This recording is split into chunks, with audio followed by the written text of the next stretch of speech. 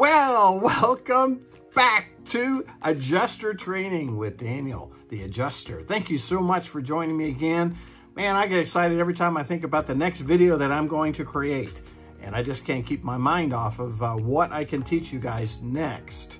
Thank you so much for the likes and the comments. I've been getting lots of feedback and lots of questions, and I'm answering every one of those. So if you've put something in the comments and you're wondering why I haven't responded, it's because I'm getting a bunch. That's a good thing. But I will be sure to answer your questions in the videos. So today, the long-awaited 4 photos, okay? You guys are wondering, how in the world am I going to handle these photos? I take all these photos, what do I do with them? How do I get them into Xactimate? Well, I'm here to tell you how to get them in Xactimate. So stay tuned.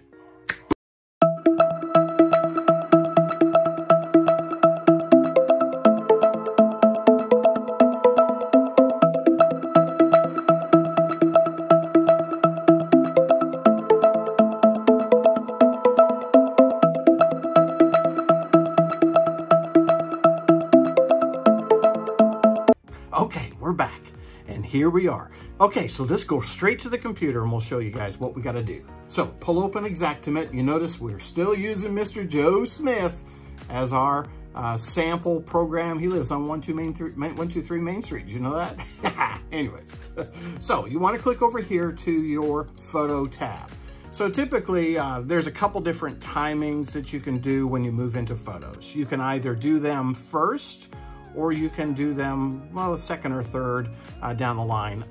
Reason why I do them sometimes first is just to get them out of the way, kind of remind myself of what the house is about, because if you're doing 4 or 5 claims in a day, you're gonna forget what claim you're working on. So it's important to kind of refresh your memory as you build.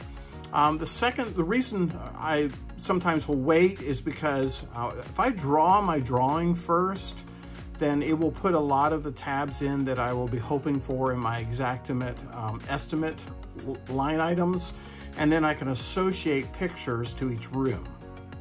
So I'll go over that sample with you there too. The desk adjusters really like that, because if they're looking at a room and they want to, they can pull up a little thing in Xactimate and it'll show them as they click on it, those photos that are associated to that room. So it makes it easy for them. Always got to be thinking about the next person who touches your estimate. That's how you're going to get more work. And if you make their job easy, they're going to like you, they're going to refer you to their managers, and then you're going to get more work. So don't forget, I did upload my macros to a video earlier. If you guys are looking for shortcuts on how to get started in Xactimate writing, there's about 200 or 300 of them in there. Very inexpensive compared to the amount of work that's involved in them, so please check those out up in the video spot there. All right, let's get back to our estimate here. So the first button you want to push is this load image button, and it's going to open up a file. You're going to go to your card. Mine happens to be named recovery for some reason. You're going to open it up, and what I do is I save each one of my collages of photos that I take off the card into a folder. So I create a folder with the person's name, and then I blank those out so you can't see them. But yeah, so we'll just open up one of these files, and then all your photos will be there. If you notice up here in the top left, I actually have this specific claim. I have 2 copies of the claim sheet. So this would be the cause of loss sheet that comes with you by email. I print that out, and then I take a photo of it as first before I pull up to the house, so that I have documentation of what this claim's all about. But this also organizes my photos later, so that all those folders and folders and folders of photos, this also labels the name and the address of the photos that are involved. So this one I have 2 here because there was actually 2 claims in this event here. So anyways, that being said, I kind of leave this alone. This is only for me, those documentation's there. But my first photo is going to be the front of the risk and the address or mailbox. So I hold down my control button or shift, whatever one I want to do. If I do shift, I'm going to grab them all. But here I just do control and control. I can do one or another. I can grab whatever ones I want if I do control, and then let go and then push once. So 1, 2, and then open. Okay, what that'll do is drop those right into the top line here. So then I go to my next, load. I could do the whole thing if I wanted to, but sometimes the order's off. You know, this, I notice on this one, I don't have roof photos, and I put those all in different orders, so they're not gonna always be in order, so sometimes I'll upload those in different ways. So this one was in the kitchen, so I'm gonna go ahead and upload from here all the way through to, it looks like the bathroom is where it stops. So there's the bathroom, and I'm gonna click on that shift and hold all of that. I did have some outside damage, but that was not related to this claim, so I'm actually not gonna pull those in.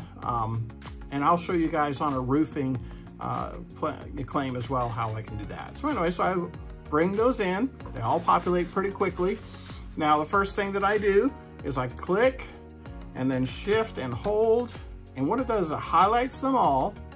And notice it's got the name of how it's associated in my camera. I don't particularly want that there. So what I do is go various values, click it, and I just click in the box and I put a space bar, and that immediately makes them all go away. Now, there's 100 people out there probably screaming at me going, dude, that's not how you're supposed to do it. So this is the way that I do it. And I've been doing it like this for a long time. I haven't had a whole lot of problems. And I'm gonna go through this in a couple different ways so you guys can see this. Now, one of the ways, the reason why I do this is really fast. I'm about trying to get things done fast and efficient and not spend a lot of time duplicating or taking time doing things.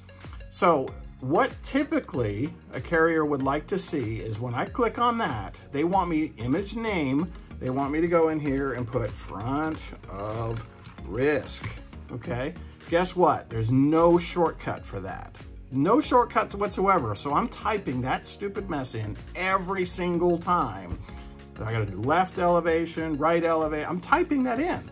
Now, save time, guess what? I mean, I could cheat, pull up my notepad and have a whole bunch of front of risk, front elevation, so on. And then I could have this open as a shortcut on my page. I could go like this, copy, you know, pop over here and then paste. Well, I don't do it that way, okay? So this is the way I do it.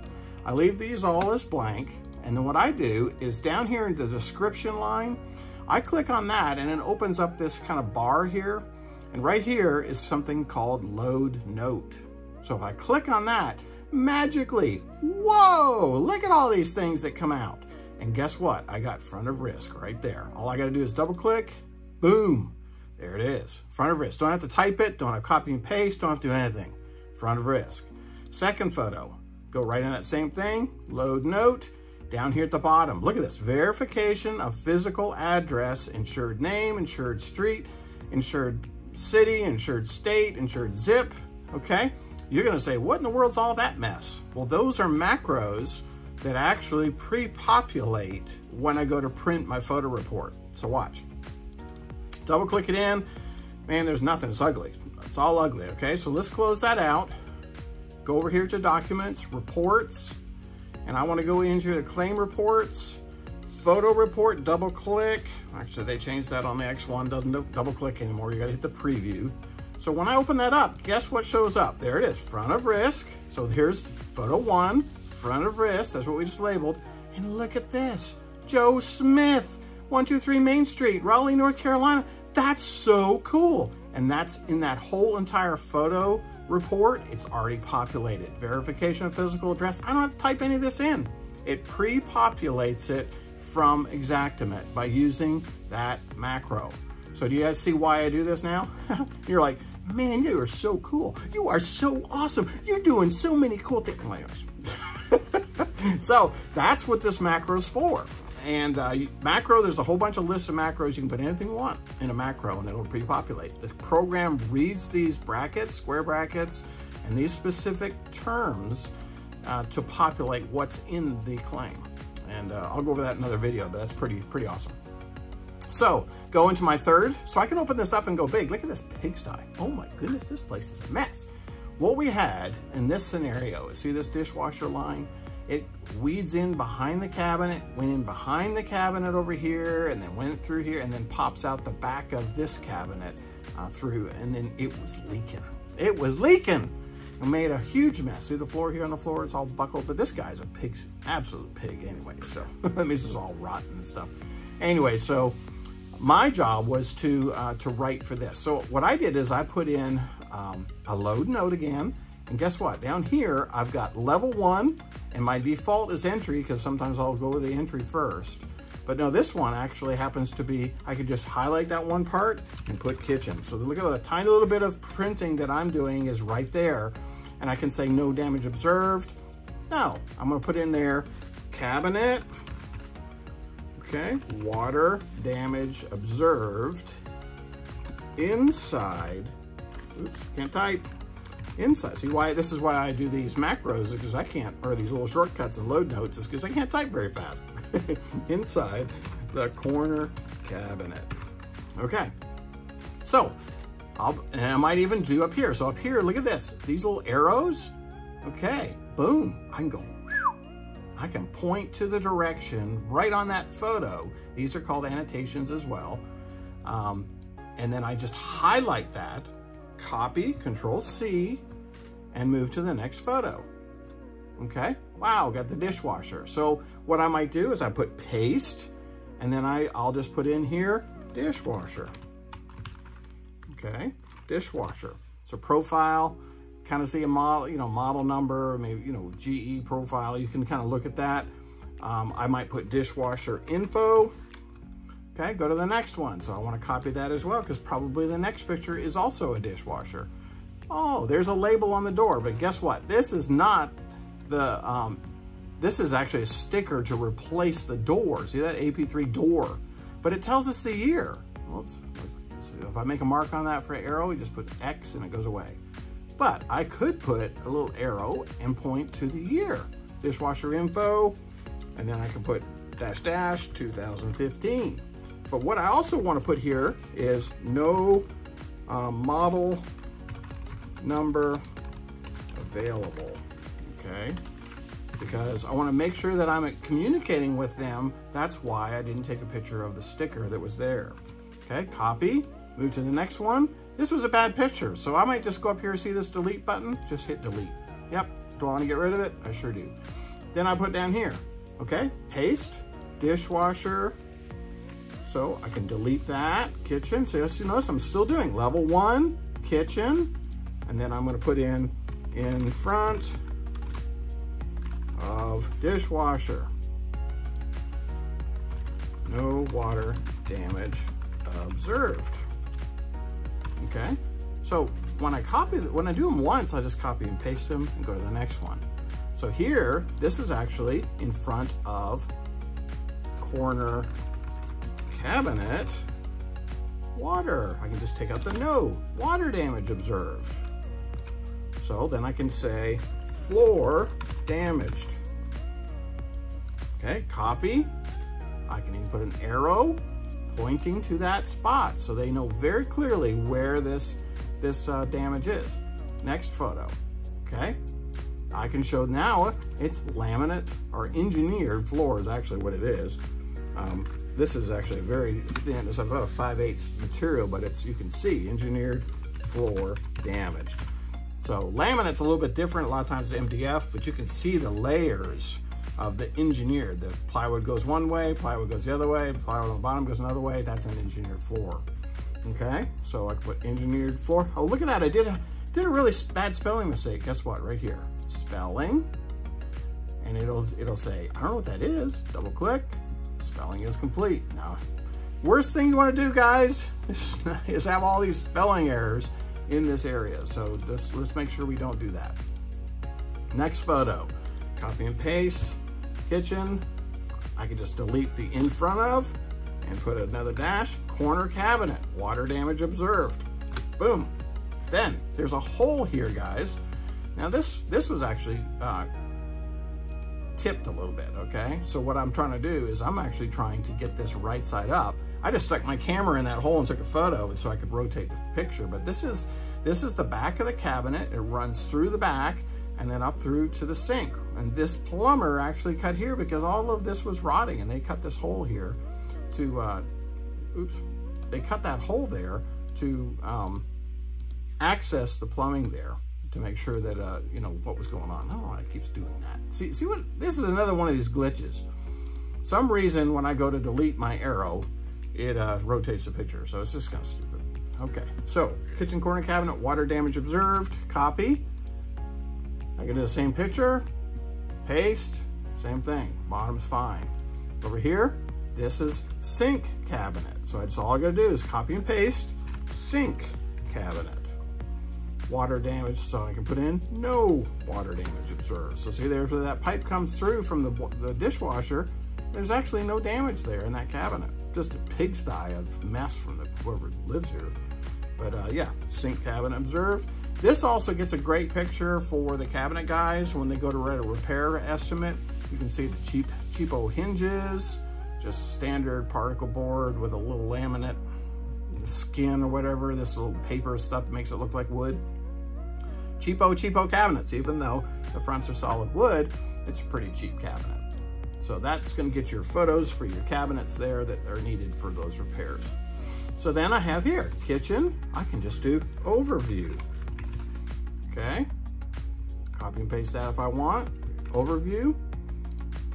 And then I do here, kitchen, other side of sink and corner cabinet, flooring damaged. Okay, also want to put in here, no wall damage observed. Okay, this is important to do, guys. No wall damage there observed, just for scuffs and kids scribbling on crayons all over the wall. But no, that's what you're gonna do. Spelling, go ahead and knock your spelling out, make sure it's right before you copy and paste, move on. Same thing.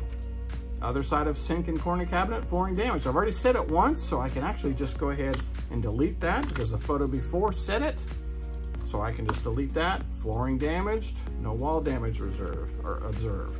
Next photo, copy and paste, flooring damage. I don't have to do the floor or no floor or wall damage anymore. I just say flooring damaged. Okay, then I can say here, this actually is around the corner. Okay, so this now would be the back of the corner.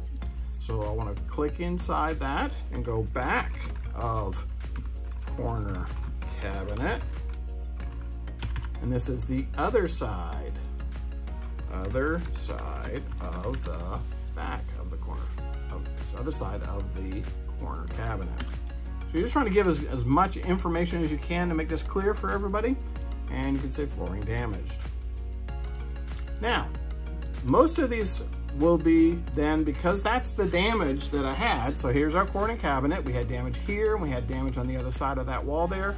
So now pretty much what I'm gonna write is overview on most of these other photos. Now, there is a little bit of a trick to this, so I'm gonna go through that as well, so stay tuned. And hey guys, if you're finding anything exciting in this video, make sure you hit the like and subscribe buttons. Definitely would help, and leaving me a comment if I'm leaving something out and you're totally lost and you want to see a video on that. Don't forget, and I will help you out. I am here, Daniel the Adjuster, here to help. All right, guys, so kitchen overview, copy and paste. Okay, so I can say kitchen overview again.